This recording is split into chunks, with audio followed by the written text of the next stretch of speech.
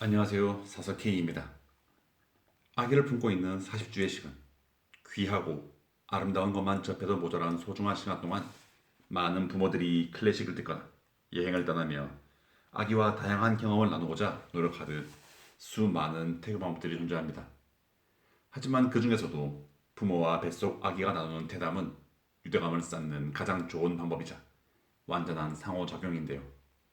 부모의 생각과 마음이 녹아든 이야기가 아기에게 전달되면서 아기의 생각과 마음도 함께 자라기 때문입니다. 이를 위해 오늘 소개해드릴 책은 하루 5분으로 아기와 좋은 말, 좋은 생각을 나눌 수 있게 해주는 정홍님의 하루 5분 탈무드 태교 동화라는 책입니다.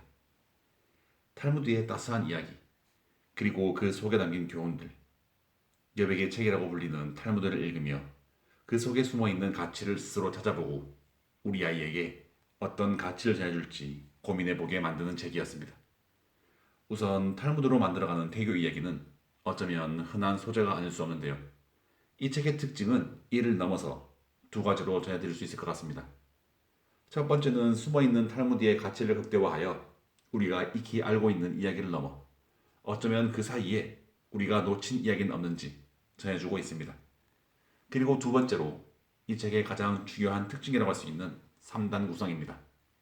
동화, 가치사전, 그리고 아기 여백으로 이루어진 이 책의 3단 구성인데요. 우선 탈무드를 읽고 저자가 이야기하는 그 이야기 속의 가치를 전해받고 그리고 그와 관련되어 아이에게 전하고 싶은 나만의 이야기를 적는 아기 여백으로 이루어져 있습니다. 이러한 3단 구성 때문에 많은 독자분들이 이 책을 칭찬하며 동화를 읽는 것에서 끝나지 않고 그 속에 숨은 가치를 생각해보고 아기에게 직접 편지를 쓸 수 있는 구성이라서 더욱 유용하다는 평이 가득한 책이었습니다. 저도 물론 빠지지 않고 아이에게 보내는 이야기를 적어두었는데요.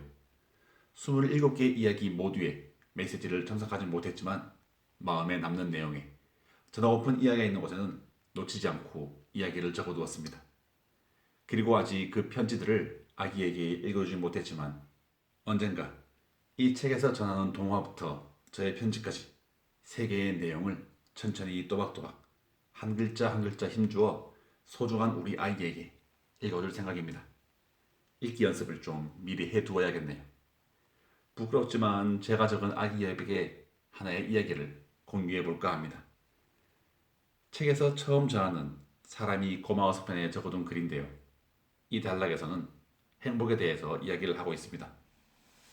작은 일에도 감사함을 느끼는 마음을 행복이라고 정의하는 가치사전을 넘어 저는 이 행복에 대해서 행복이란 평화로운 마음으로 웃을 수 있는 마음이라고 정의를 내려보았습니다. 같은 빵을 먹더라도 누군가는 불안하다 느낄 수도 있고 맛이 없다고 느낄 수도 있지만 누군가는 맛있게 감사하는 마음으로 먹을 수 있을 거야. 이처럼 같은 행동을 하더라도 누군가는 행복을, 누군가는 불행을 느끼기도 한단다. 우리 아가는 어떠한 상황이든 가능하면 평화로운 마음에서 행복을 느낄 수 있었으면 한단다. 감사하는 마음으로 웃을 수 있다면 더할 나위 없을 거야. 라고 편지를 적어두었죠. 조금은 오글거리기도 하지만 제 마음이 언젠가 아이에게 닿기를 바라며 한 글자 한 글자 힘주어 적어보았습니다. 그리고 책의 첫 번째 특징으로 숨어있는 탈무드의 가치를 극대화하여 우리가 익히 알고 있는 이야기를 넘어 어쩌면 그 사이에 우리가 놓친 이야기는 없는지 전해주고 있다고 했는데요. 이 부분에 대해 짧은 설명이 필요할 것 같습니다. 어쩌면 이 이야기는 하나의 동화를 전해드리면 이해가 쉽게 되지 않을까 싶은데요. 포도를 훔쳐먹은 여우 이야기는 많은 분들이 알고 계실 것 같습니다.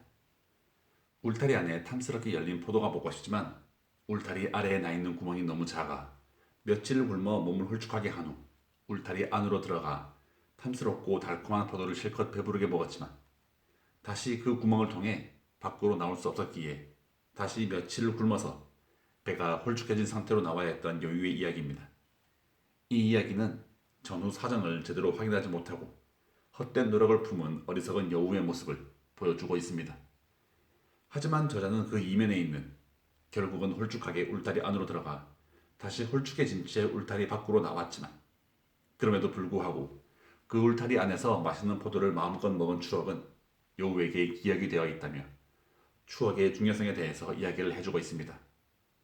저는 한 번도 생각지 못한 발상의 전환이어서 이 이야기가 가장 기억에 많이 남았습니다.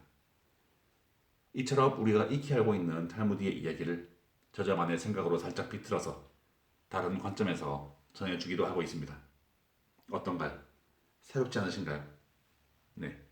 이렇게 이 책은 다양한 동화를 통해서 많은 이야기를 전해주고 새로운 시각을 알려주고 더불어 많은 여백에 저의 이야기를 적으며 아이에게 바라고픈 마음을 전하고픈 그 가치들을 채울 수 있는 책이었습니다.